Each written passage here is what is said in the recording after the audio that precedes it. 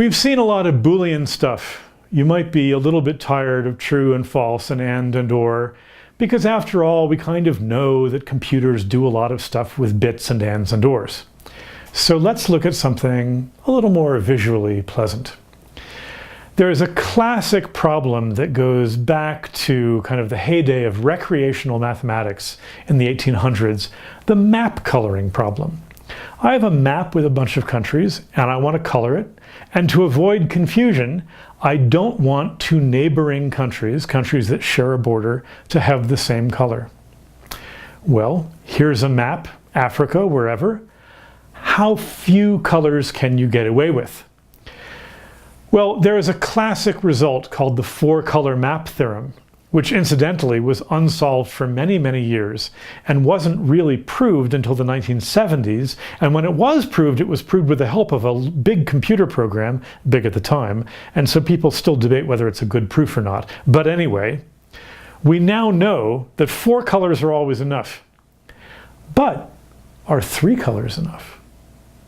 Maybe yes, maybe no. I'm going to show you that the graph 3 coloring problem, or the map 3 coloring problem, is NP-complete. So it's handy, rather than working with maps, to work with graphs. So it's convenient to change the map coloring problem into a graph coloring problem, where each country is represented by a node in a graph, and two nodes are connected by an edge if those two countries are neighbors, if they share a border.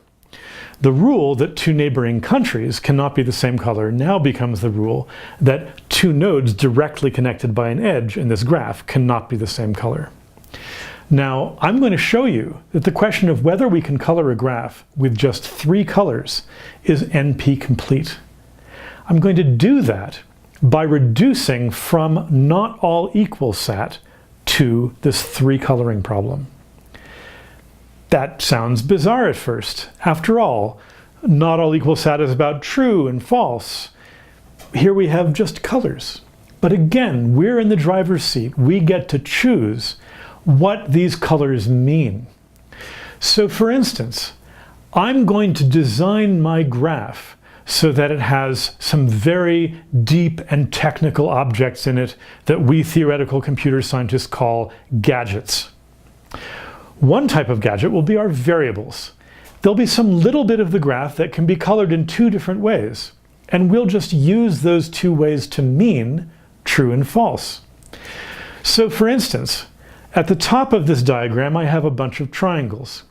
At the top, the central vertex, well, it's got to be colored something. Let's say it's colored purple. Now, each of our triangles has 2 little vertices, and because the rest of my palette is yellow and sky blue, each one of these either has to be yellow and blue or blue and yellow. And again, I will arbitrarily decide that if it's yellow and blue, this variable is true, and that if it's yellow and blue, this variable is false. This gives me a kind of encoding of the variables, the choices, that not all equal sat is allowed to make. Great.